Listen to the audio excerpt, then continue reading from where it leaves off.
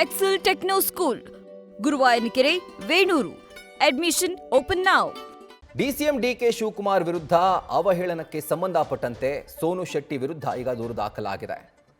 DCM DKShi ವಿರುದ್ಧ ನಿಂದನೆ ಆರೋಪದ ಅಡಿಯಲ್ಲಿ ಈಗ ಎಫ್ಐಆರ್ ದಾಖಲಾಗಿದೆ. ಡಿಕೆ ಶಿವಕುಮಾರ್ ಒಬ್ಬ ದೊಡ್ಡ ಹೇಡಿ ಅನ್ನುವಂತಹ ಹೇಳಿಕೆಯನ್ನ ಸೋನು ಶೆಟ್ಟಿ ಕೊಟ್ಟಿದ್ದಾರೆ. ಸೋಷಿಯಲ್ ಮೀಡಿಯಾದಲ್ಲಿ ಒಂದು ಸ್ಟೇಟ್ಮೆಂಟ್ ಅನ್ನು ಅವರು ಮಾಡಿದ್ದಾರೆ.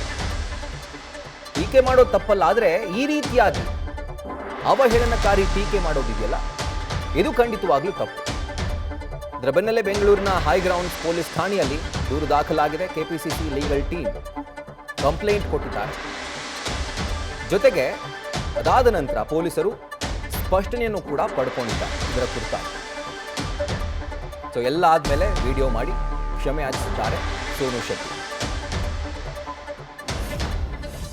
ಬಾಯಿಗೆ ಬಂದಾಗ ಮಾತಾಡೋದು ಯಾಕೆ, ಅದಾದ ಮೇಲೆ ಅಪ್ಪನ ಸಮಾನ, ನನ್ನ ಗೌರವಯುತವಾಗಿ ಅವ್ರನ್ನ ನೋಡ್ತೀನಿ, ಒಳ್ಳೆಯ ವ್ಯಕ್ತಿ, ಇದೆಲ್ಲ ಯಾಕೆ ಬೇಕಿತ್ತು ಅಂತ ಲೈನ್ ಯಾವತ್ತೂ ಕ್ರಾಸ್ ಮಾಡಬಾರ್ದು ಅನ್ನುವಂಥದ್ದು ಪ್ರತಿಯೊಬ್ಬರು ತಲೆಯಲ್ಲಿ ಇಟ್ಕೊಳ್ಬೇಕು.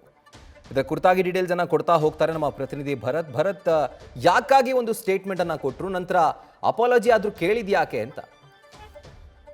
ರಾಹುಲ್, ಇಲ್ಲಿ ಸೋನು ಶೆಟ್ಟಿ ಮತ್ತೆ ಮತ್ತೊಬ್ಬ ಮಹಿಳೆ ಸಂಧ್ಯಾ ಅನ್ನೋ ಒಂದು ಮಹಿಳೆ ನಡುವೆ ಒಂದಿಷ್ಟು ಖಾಸಗಿ ವಿಚಾರಗಳಿಗೆ ಸಂಬಂಧಪಟ್ಟಂತೆ ಇಬ್ಬರ ನಡುವೆ ಒಂದ್ ರೀತಿ ಆ ಏಟಿಗೆ ಎದುರೇಟು. ಅಂದ್ರೆ ಅವರಿಬ್ರು ಕಿತ್ತಾಡ್ತಾ ಇದ್ದಾರೆ. ಸೋಷಿಯಲ್ ಮೀಡಿಯಾದಲ್ಲಿ ಒಂದಿಷ್ಟು ವೈಯಕ್ತಿಕವಾಗಿ ತೇಜೋವಧೆಗಳನ್ನ ಮಾಡಿಕೊಂಡು ಇಬ್ರು ಕೂಡ ಕಿತ್ತಾಡ್ತಾ ಇದ್ದಾರೆ.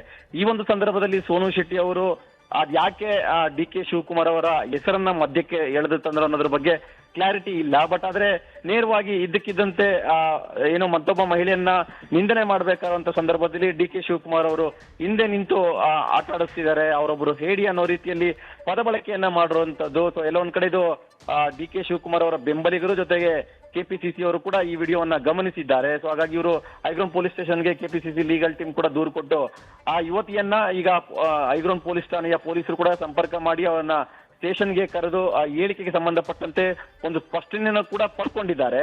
ಸೊ ಈಗ ಎಫ್ಐಆರ್ ಕೂಡ ದಾಖಲಾಗಿದೆ ಅನ್ನೋ ಒಂದು ಮಾಹಿತಿ ಕೂಡ ಈಗ ನಮ್ಗೆ ಲಭ್ಯವಾಗ್ತಾ ಇದೆ. ಅಂದ್ರೆ ಇನ್ನೊಬ್ಬ ಮಹಿಳೆ ಜೊತೆಗೆ ಒಂದು ವಾಗ್ವಾದ, ಅವರ ಜೊತೆಗೆ ಒಂದು ವೈಯಕ್ತಿಕ ತೇಜೋವಧೆ ಮಾಡ್ತಾ ಇರುವಂತ ಸಂದರ್ಭದಲ್ಲಿ ಡಿ ಕೆ ಶಿವಕುಮಾರ್ ಅವರ ಹೆಸರು ಬಳಸುವಂತಹ ಅಗತ್ಯವೇನಿತ್ತು, ಜೊತೆಗೆ ಅವರನ್ನ ಟಾರ್ಗೆಟ್ ಮಾಡಿ ಅವರ ಬಗ್ಗೆ ಅವಹೇಳನವಾಗಿ ಮಾತನಾಡುವ ಅಗತ್ಯವೇನಿತ್ತು ಅನ್ನೋದ್ರ ಬಗ್ಗೆ ಖುದ್ದು ಮಹಿಳೆ ಸ್ಪಷ್ಟನೆ ಕೊಡಬೇಕಾಗಿದೆ.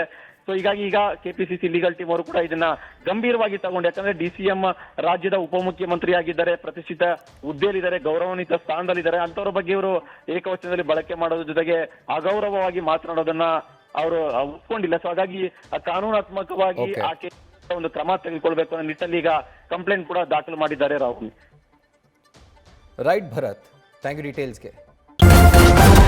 ನ್ಯೂಸ್ ಫಸ್ಟ್, ನಿರ್ಭೀತಿಯಿಂದ ನಿಮ್ಮ ಪರವಾಗಿ.